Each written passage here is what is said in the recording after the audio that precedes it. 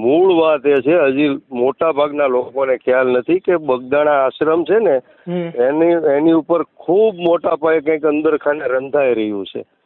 બગદાણા આશ્રમ trust છે એમાં નવનીતભાઈ છે એ નાનપણથી આશ્રમની હારે સંકળાયેલા છે અને મંજી બાપા વખતથી નવનીતભાઈ એની સાથે સંકળાયેલા છે. અને બીજી વાત કે આ જે બોમ્બેના MLA છે યોગેશભાઈ સાગર, એની પણ આમાં ક્યાંક ને ક્યાંક ભૂમિકા છે અને એની પણ સંડોવણી હોય એવું ચોક્કસપણે હું અગાઉ પણ એક વિડીયો બનાવીને હું બોલ્યો છું.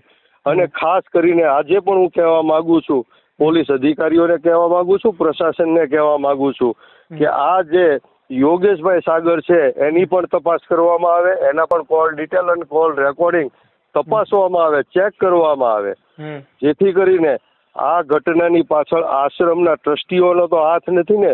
કારણ કે નવનીતભાઈ છે એ ઘણા સમયથી લડતા હતા. અવારનવાર બગદાણા ગામના લોકો અને નવનીતભાઈ મારી પાસે રજૂઆત આ બાબતે કરવા આવેલા છે.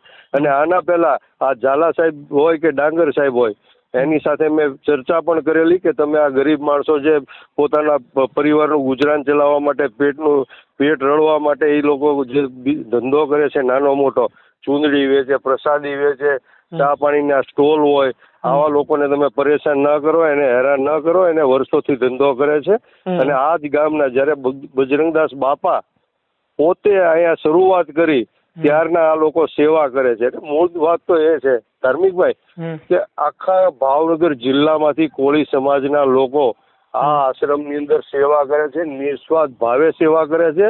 એ લોકો રસોડામાં કામ કરે છે, સફાઈનું કામ કરે છે, અનેક કામો કરે છે, વાસણો ધોવે છે.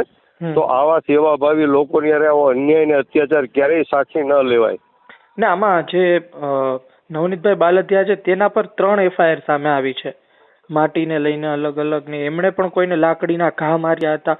એ પ્રકારની FIR જૂની 2020ની સામે આવી છે. હવે તો એ બાબતે જે આગેવાનો લડત લડી રહ્યા છે એ જયારે જાણે ત્યારે એમને શું એનો હોસલો ઢીલો પડતો હોય છે કે એ શું વિચારતા હોય ત્યારે?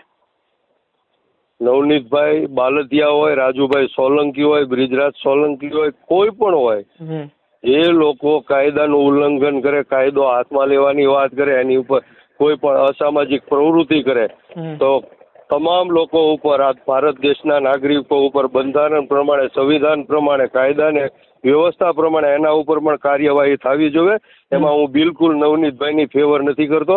અને નવનીતભાઈ ઉપર જ્યાં જ્યાં આક્ષેપો થયા હોય, આરોપો થયા હોય તો એની પણ તપાસ થવી જોઈએ.